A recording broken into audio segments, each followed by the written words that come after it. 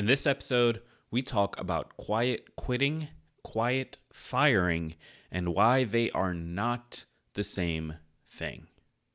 Get excited because this is Tiny Leaps, Big Changes.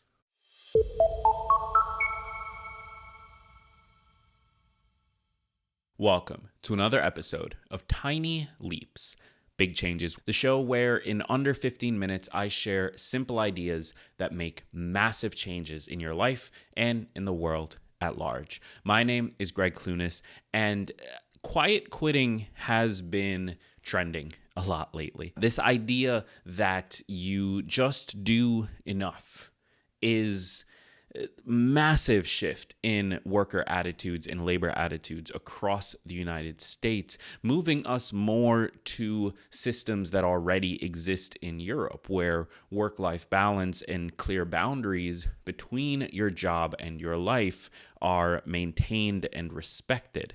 However, not everyone is happy about that, namely employers and managers, because we are moving away from a system where labor and work is the only value towards a system where our lives have more value than the work that those lives allow us to do. And this is largely spearheaded by Gen Z. They are, in many ways, the most progressive generation that has ever existed, both in terms of societal changes that need to happen and in terms of respect for themselves. However, I recently saw something online that honestly gave me chills. This idea of quiet firing. And it's something I think we need to talk about, because while every single article I've read about it and every video I've seen about it equate these two as though they are the same, as though the damage done by each of them is the same, I actually think that that's really dangerous. And I think that quiet firing is actually a form of abuse. So this is going to be an interesting episode. Let's start this by talking about what quiet quitting is. We're going to define it, talk about why it's really not that big of a deal, and then we're going to do the same for quiet firing. We're going to define it, and we're going to talk about what it looks like in practice. So the definition for quiet quitting is, quote, "Quiet quitting is an application of work to rule in which employees work within defined work hours and engage solely in activities within those hours. The philosophy of quiet quitting, despite the name, is not connected to quitting a job, but rather doing exactly what the job requires." Does that sound really that bad? The idea of quiet quitting is doing the work that is required of you. You have a contract with your employer, you have a set work schedule that you have agreed upon and the employer has agreed upon in that contract, and you do your work, you do your job, you accomplish the goals that are set for you, and you make progress. That's it. That is all quiet quitting is. It actually is just abiding by the contract. Now, of course, some people might slack off, but that, by the definition of quiet quitting, does not actually fall into what quiet quitting is. By definition, it is just doing your job exactly as defined, exactly as agreed upon, and exactly as the contract states. However, a lot of people are unhappy with this.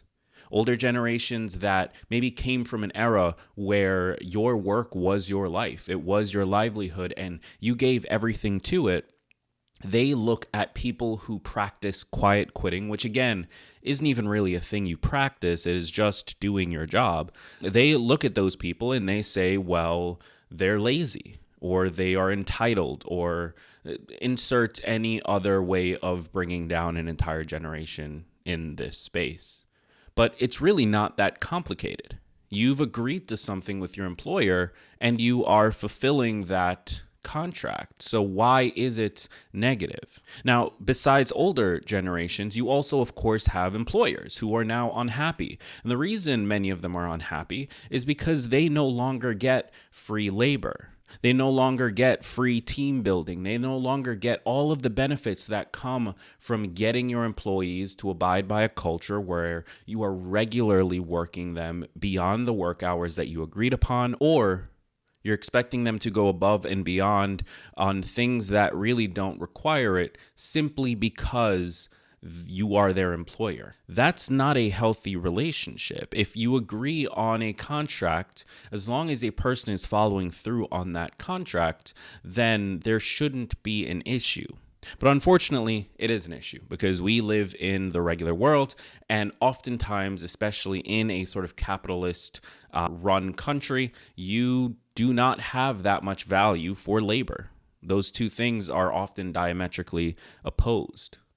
So you have a situation where the capital needs to produce more capital. To do that, it needs to find underpriced labor. This is why a culture of overworking employees, whether you want to define overworking as actually physically overworking them or just expecting more from them than the contract states, a culture of overworking employees is important in a capitalist system because it means that the labor costs get brought down. And when you spread that over the entire company for 1,000 person, 2,000 person company, you are finding an enormous amount of gains in profits simply because the labor cost has been brought down across the board so much. However, it's not something the average worker is going to be able to calculate because they just can't do that math. So ultimately, what you end up with in a non-quiet quitting world is companies getting enormous amounts of value from their labor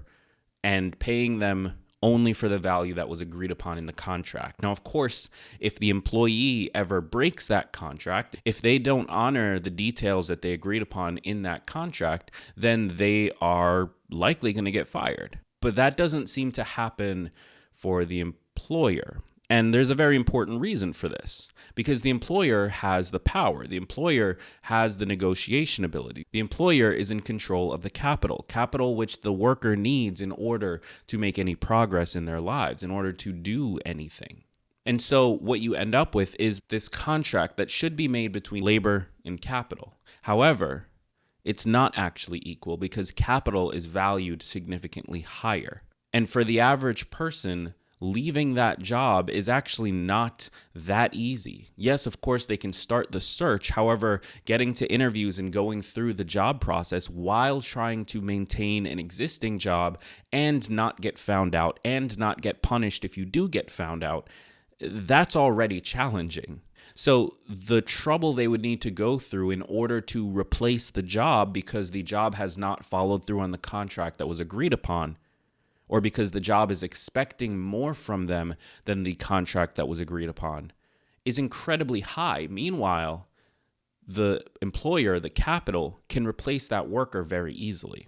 So this is part of why quiet quitting is such an important topic in society, because what it represents is a move back where labor is finally taking back control over the value of their time and their hours. They are agreeing upon a contract and they are doing exactly what that contract asks for.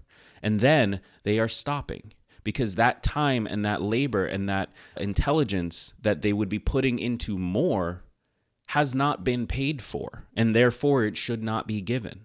That's all quiet quitting is. It's a return of power, a return of balance to the negotiation that happens between labor and capital. But there is another thing that has been on the rise, and maybe not so much on the rise, maybe it's just now it's being categorized and identified, which is equally as important to look at, and it's called quiet firing. Now, if you don't know what this is, I'm going to read the definition. So, quiet firing is, quote, definitions of quiet firing range from employers who actively make working conditions miserable to managers who deny time, resources, or opportunities to employees, thereby encouraging them to leave without dismissing them outright. Now, if you are watching this show or listening to the podcast, I hope I don't have to explain why that's so messed up. You see, with quiet quitting, you are honoring the contract that was agreed upon. With quiet firing, the employer, the manager, is finding everything that doesn't breach the contract to make your life miserable so that you leave. Now, there are any number of reasons why they might do this. This could include the fact that that employee has quiet quit. The employee isn't going above and beyond. They aren't being a team player. So let's replace them with someone who can, but they're following the contract. So we can't actually replace them. We don't have any grounds for that. So how do we do that? Well, let's make it clear that they don't have a future at this company. Let's make it clear that they need to leave. Otherwise, their life is going to be miserable. That's what quiet firing is. That is abuse. That is an abusive relationship between one party who has the power, has the capital, which again, in a capitalist system, capital is all that matters. Capital purchases labor. In theory, labor should be able to purchase capital at an equal rate, but that doesn't happen in our market because in order to generate capital, you need to purchase labor at an undervalued rate. That's the only way you can get a profit from the two. And so because capital has more power, anyone who controls capital is going to have more power than people who only control labor. And so what you have is a group or an entity that is significantly more powerful in the relationship, abusing their power and abusing the fact that they have the control to push out employees, at least in some cases, because that employee is only honoring the contract rather than going above and beyond the contract. And that's not okay. That's not something that we should equate. Like those two things aren't on the same level. And it's not something that we should allow to happen. If this kind of thing is happening at your company or someone you know, this needs to be dealt with. And I'm going to be honest, I don't know how we deal with it. Because again, capital has the power. But this is why things like unions at a Starbucks or an Amazon warehouse, this is why that matters. The ability to bring labor together and show a unified front is the only way that labor can gain more power than capital. And so this idea of quiet quitting, I want to encourage you, if you're listening to this, if you're watching this, even if you don't agree with it, even if you feel like people should be going above and beyond, even if you feel like in your day or in your personal life, you are going to go above and beyond, no one's telling you that you can't.